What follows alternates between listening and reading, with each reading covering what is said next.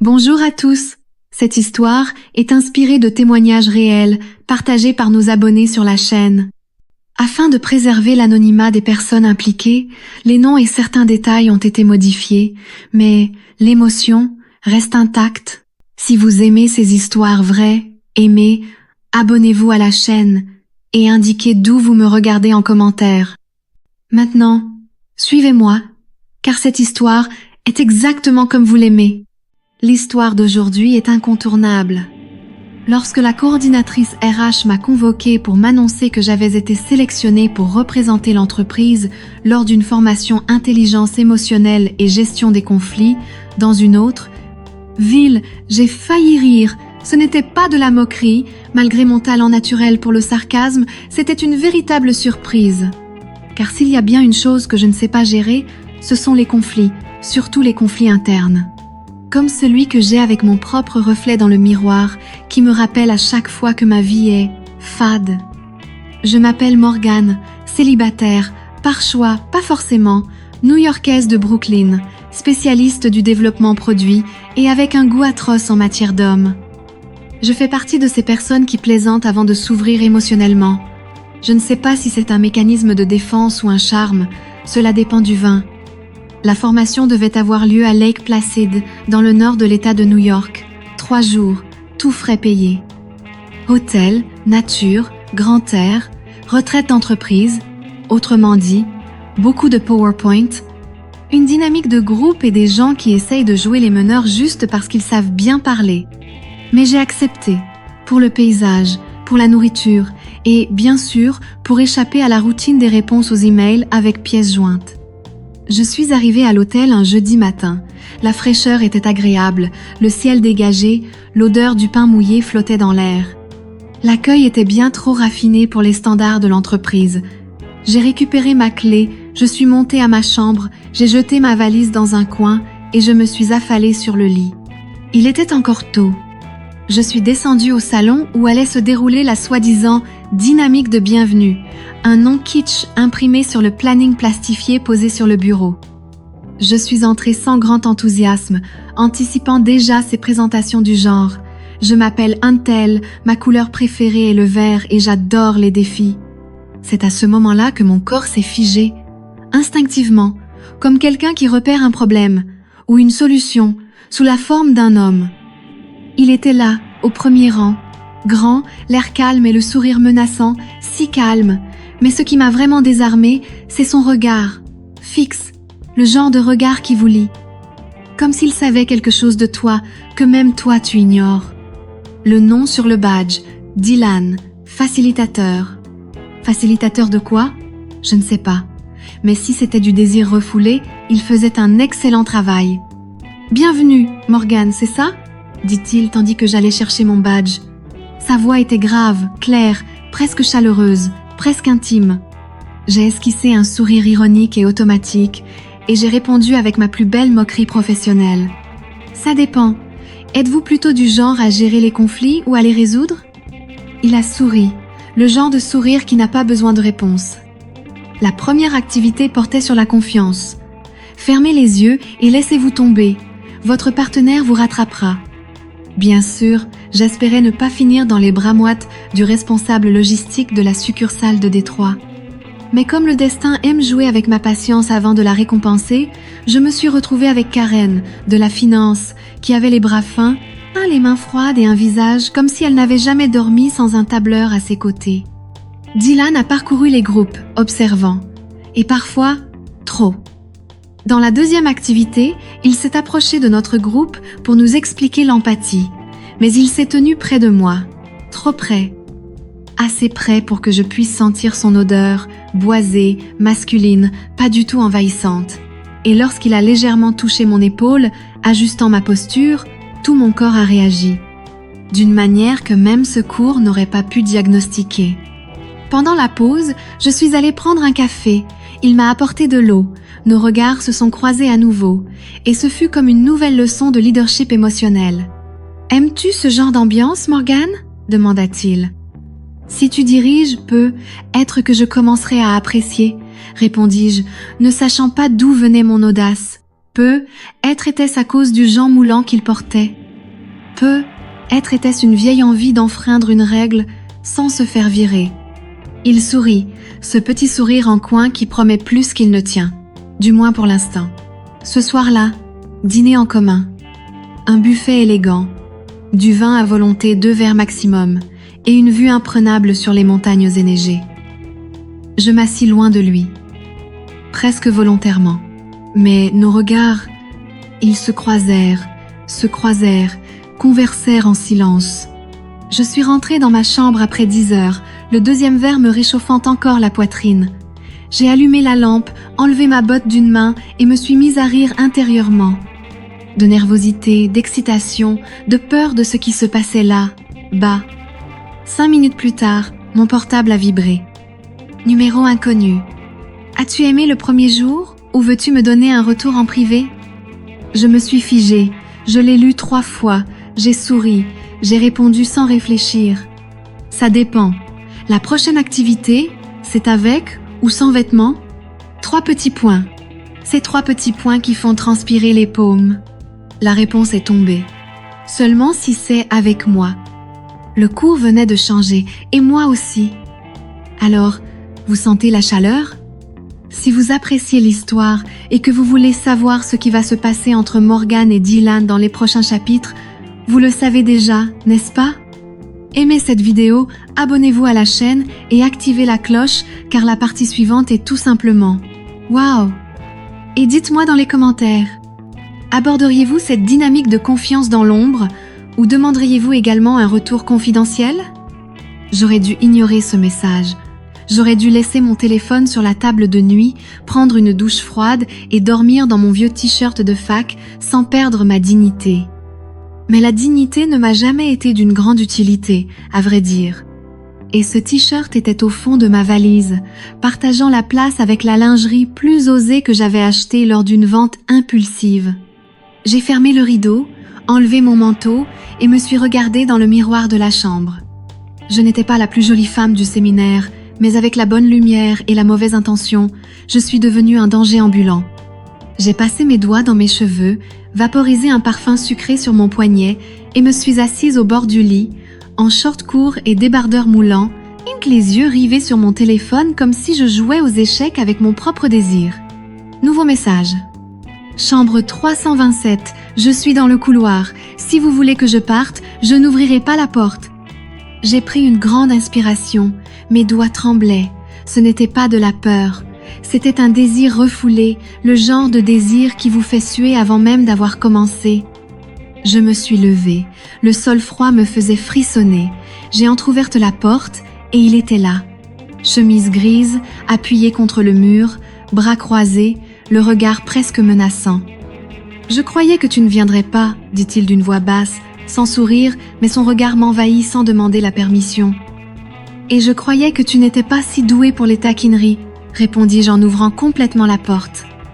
Il entra sans se presser, comme s'il connaissait le scénario dans son intégralité. Il ne me toucha pas immédiatement, se contentant de me regarder comme s'il analysait les intentions cachées dans le souffle de quelqu'un. « Vous traitez tous les participants de vos ateliers comme ça ?» demandai-je, une main sur ma taille et l'autre jouant avec la bretelle de mon chemisier. Seulement quand le participant en question a un regard qui me déchire et veut me déchirer avec moi. Il sourit lentement et jouit. Ses mains se touchèrent comme s'il ne voulait pas éteindre le feu, mais le rallumer. Il me tira fermement et le baiser fut parfait. Le genre de baiser qui vous fait oublier votre propre nom pendant quelques secondes. Ma main se leva vers ses cheveux, la sienne descendit le long de ma taille comme pour mémoriser le chemin. Notre souffle s'est transformé en flamme, et le temps, il s'est transformé en tissu entre nos corps. Il me plaqua contre le mur et la conversation se tourna vers le toucher. Le petit matin était peuplé de gémissements étouffés, d'un drap en désordre et de ma culotte en dentelle bordeaux accrochée à la poignée de porte, comme pour dire « pas d'atelier ici », juste de la libération. Je me suis réveillée sous son regard. La lumière tamisée de la fenêtre soulignait son visage.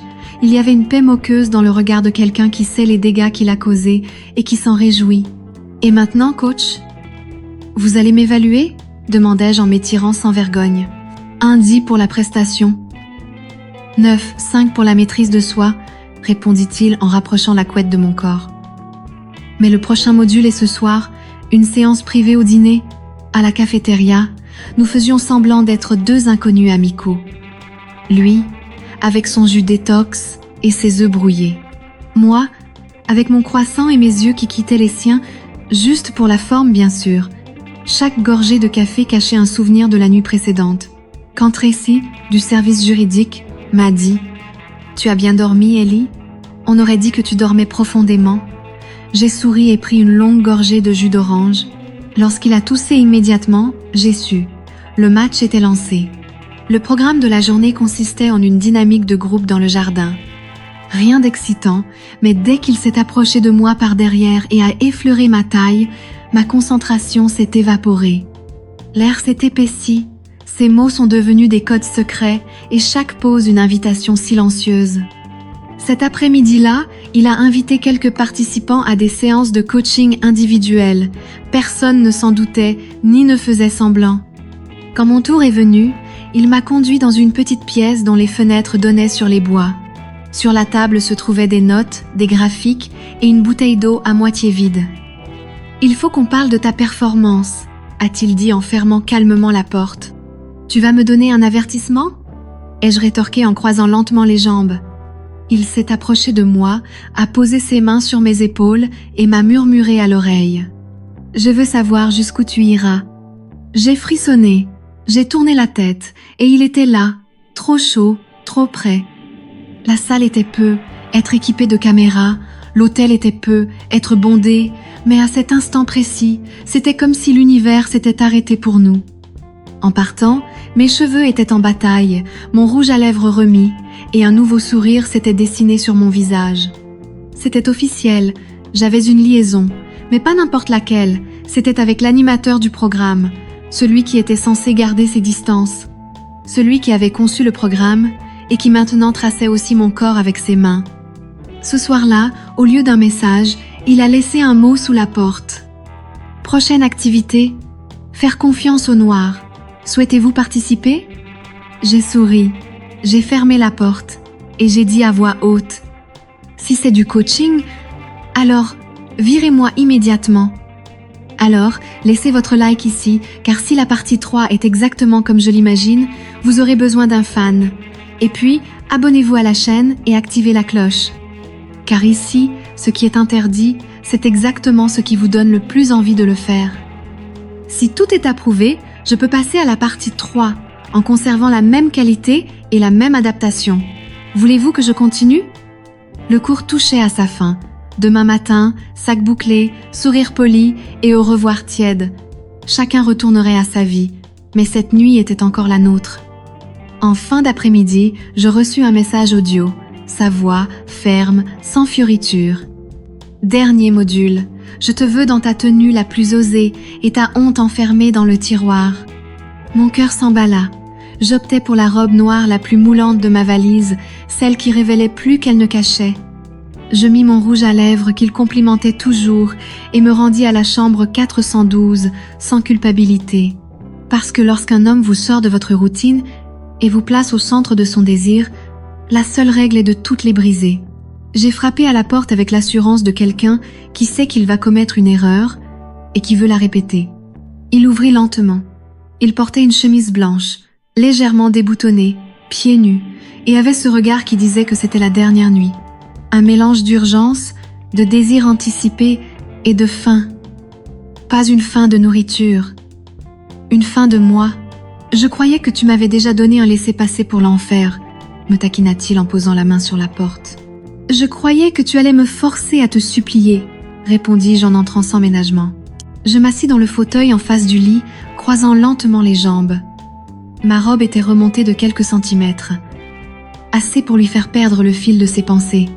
Il verrouilla la porte et s'avança vers moi à pas lents, comme s'il entrait dans un temple. Mais ce qui brûlait dans ses yeux n'était pas la foi. C'était le désir. Puis-je te poser une question ? Si tu utilises ta bouche, tu peux en poser 2. Il rit doucement, s'agenouilla devant moi et retira mes chaussures avec un calme dangereux. Ses doigts glissèrent le long de mes jambes comme quelqu'un explorant une carte qu'il aurait déjà mémorisée. Il remonta lentement ma robe. « C'est plus dangereux que toute relation de confiance », murmura-t-il en pressant sa bouche contre mon genou. « Et bien plus productif que les diapositives de cet après-midi », rétorquai-je en haussant un sourcil. Il me tira fermement par la taille. Le fauteuil devint le théâtre d'un cours particulier qu'aucune entreprise n'oserait sponsoriser. Sa bouche trouva son chemin avec précision. Ce n'était pas seulement du plaisir, c'était une sorte d'adieu avec un goût d'addiction. « Dylan !» murmurai-je 3 fois, chaque fois plus fort. Il répondit avec sa langue, ses doigts, son abandon total. Il me souleva et me jeta sur le lit avec la fermeté de quelqu'un qui sait déjà ce qu'il fait. Il retira sa ceinture avec une habileté qui me rendit envieuse. Il me regarda comme si j'étais une récompense, et je l'étais, une femme qui avait enfin décidé de ressentir. Il me tourna sur le côté et murmura « Aujourd'hui tu ne penseras pas, ressens juste ». Et je le sentis, la chair de poule sur ma peau, la tête d'oreiller froide, la chaleur entre mes jambes. Son contact ferme me guidait. Il connaissait mon corps comme s'il l'avait étudié en silence. Il savait quand accélérer, quand s'arrêter, quand me regarder dans les yeux et dire avec son corps « C'est maintenant ». Et il le fit. Puis, allongé face à face, il passa son doigt le long de ma lèvre inférieure. Si je t'avais rencontré plus tôt, ma vie aurait être été différente. Et être que tu perdrais ton travail, ai-je répondu d'un ton moqueur. Je prendrais le risque. Nous sommes restés silencieux.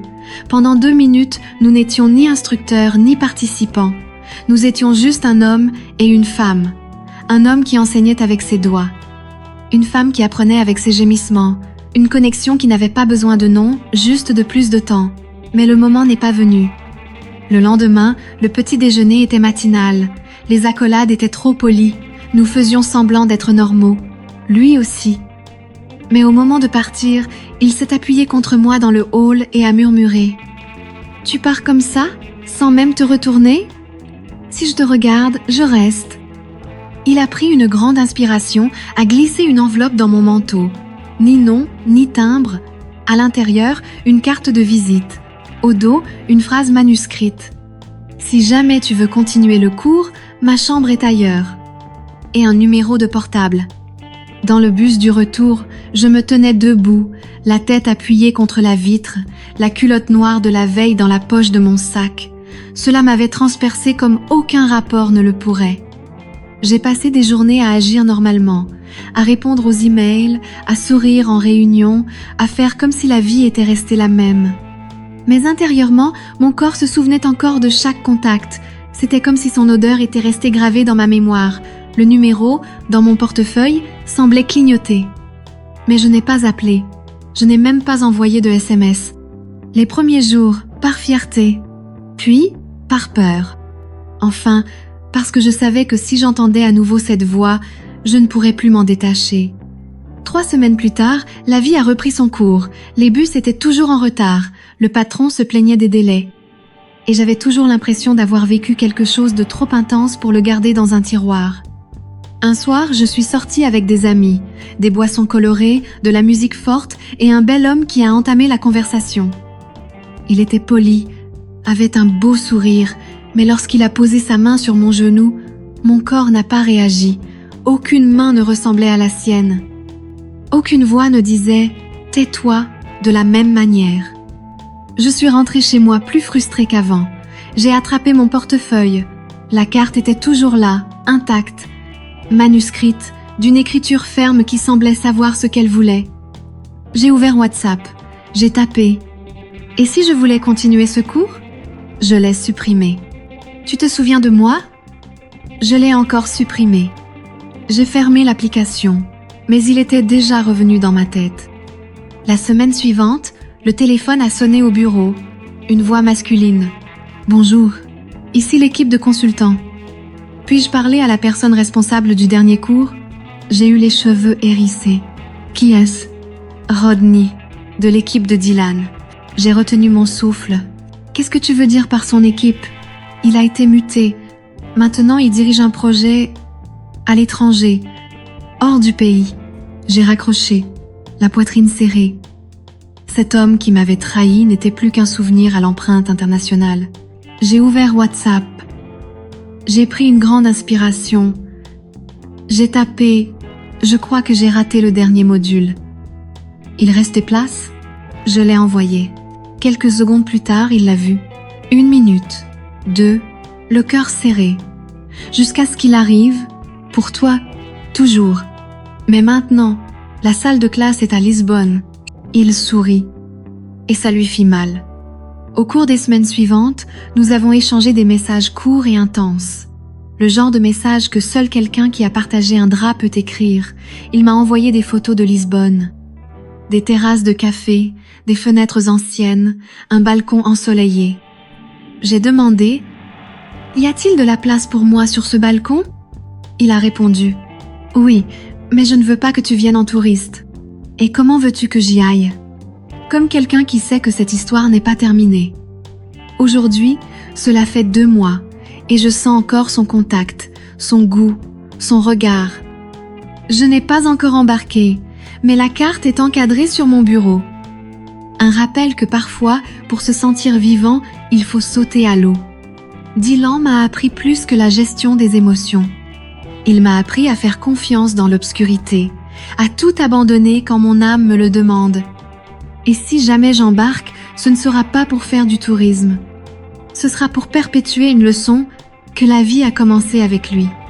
Alors, dites-moi, cette histoire vous a-t-elle aussi touché ? Si vous l'avez aimée, aimez-la, abonnez-vous à la chaîne et activez la cloche, car il y a toujours plus d'histoires ici pour stimuler votre imagination. Et commentez ci-dessous. Oseriez-vous prendre ce vol pour Lisbonne ? Ou garderiez-vous simplement la carte dans votre tiroir ?